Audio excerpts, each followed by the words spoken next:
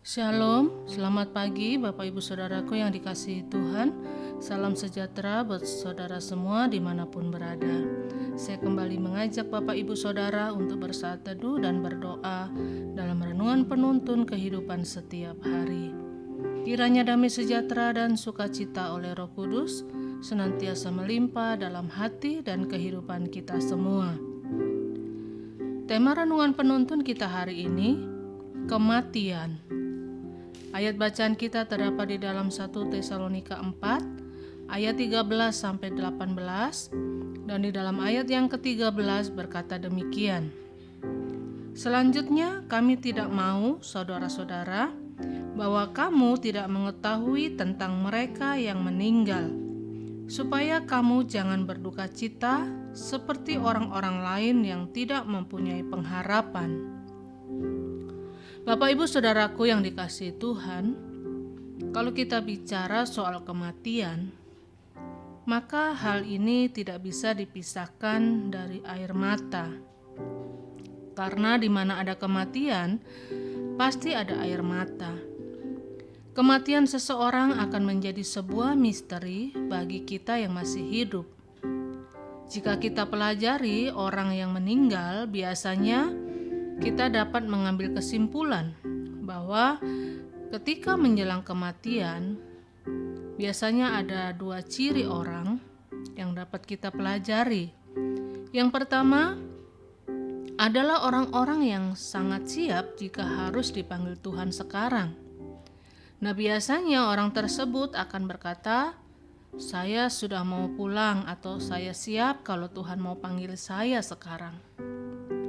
Orang yang siap untuk mati adalah orang yang hidup dalam kebenaran. Dia hidup sesuai dengan firman Tuhan, dan dia tahu malaikat Tuhan akan segera datang untuk menjemputnya.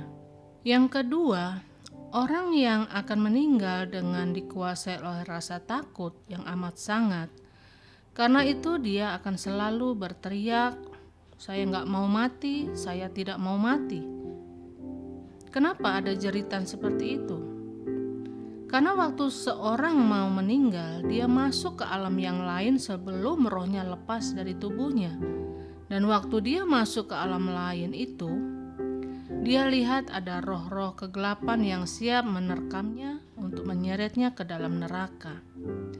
Nah, kalau kita tahu bahwa orang yang meninggal itu akan ada di suatu tempat yang kekal, itu berarti kita harus perhatikan bagaimana kita hidup, supaya kita senantiasa berjalan di dalam anugerah Kristus.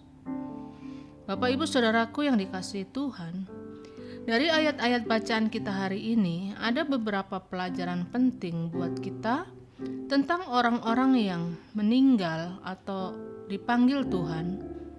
Yang pertama adalah setiap orang pasti akan menjalani kematian. Apakah saudara orang yang kaya ataukah saudara orang miskin, berpangkat, orang dewasa ataupun muda, setiap kita pasti akan mengalami kematian. Itu sebabnya selama kita hidup harus kita jalani hidup kita dengan benar. Kita harus jalani hidup kita di dalam Kristus. Jadi dari sini kita diajarkan bahwa setiap orang harus mengalami kematian. Tetapi sebagai orang percaya yang sungguh-sungguh hidup benar, seharusnya tidak perlu takut mati. Karena kita percaya bahwa kematian bukanlah hukuman dari Tuhan, tetapi kematian Tuhan izinkan terjadi untuk maksud yang jelas. Karena itu kematian tidak perlu diungkit-ungkit atau dipertanyakan kenapa dia harus mati. Dan yang kedua, kita belajar bahwa kematian bukanlah akhir dari segala-galanya. Betul bahwa kematian adalah akhir dari hidup manusia.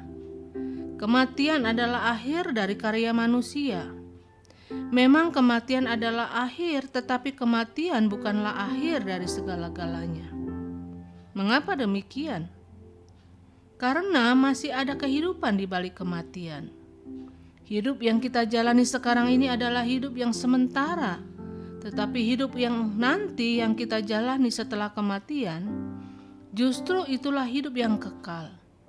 Karena itu jangan sampai kita hidup dengan sembrono, hidup yang sesuka hati, tetapi kemudian kita menyesal. Dan yang ketiga, pelajaran apa yang dapat kita ambil dari sebuah kematian? Kematian orang benar adalah jalan perjumpaan dengan Allah. Nah, berarti tidak perlu kita tangisi terus-menerus dan hidup dengan kesedihan yang berlarut-larut karena kematian orang-orang yang kita cintai. Karena kita tahu kalau dia adalah orang yang sudah mengenal Kristus dan hidupnya benar, maka mereka sudah berada di tempat yang tepat. Karena kita percaya bahwa kematian merupakan jalan perjumpaan kita dengan Allah. Karena itu Bapak Ibu Saudaraku yang dikasihi Tuhan, ingatlah bahwa hidup ini singkat. Dan karena itu sekaranglah saatnya buat kita, buat saudara semua, terima Yesus sebagai Tuhan dan Juru Selamat hidup saudara. Karena Alkitab berkata, akulah jalan dan kebenaran dan hidup. Hiduplah dalam kekudusan dan kebenaran.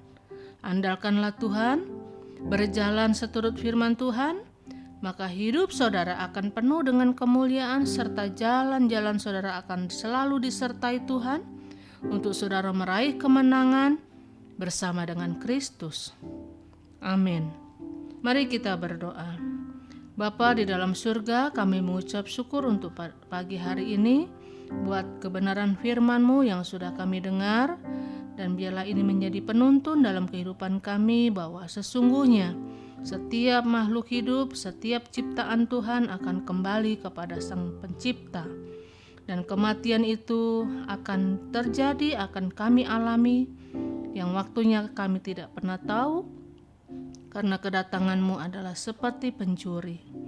Karena itu Tuhan, mampukan kami untuk hidup benar, mampukan kami untuk selalu hidup berkenan kepada Tuhan, sehingga pada saat Engkau menjumpai kami, Engkau dapati iman di dalam hati kami, dalam hidup kami, sehingga dalam kematian kami mendapatkan perkenanan Tuhan.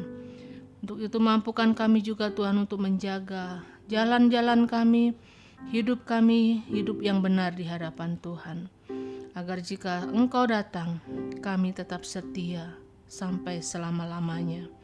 Terpujilah nama-Mu, di dalam nama Tuhan Yesus Kristus kami berdoa mengucap syukur. Haleluya. Amin. Kiranya berkat yang sempurna dari Allah Bapa kita, kasih karunia dari Tuhan Yesus Kristus, dan persekutuan yang indah dengan Roh Kudus menyertai kita semua dari sekarang ini dan sampai selama-lamanya.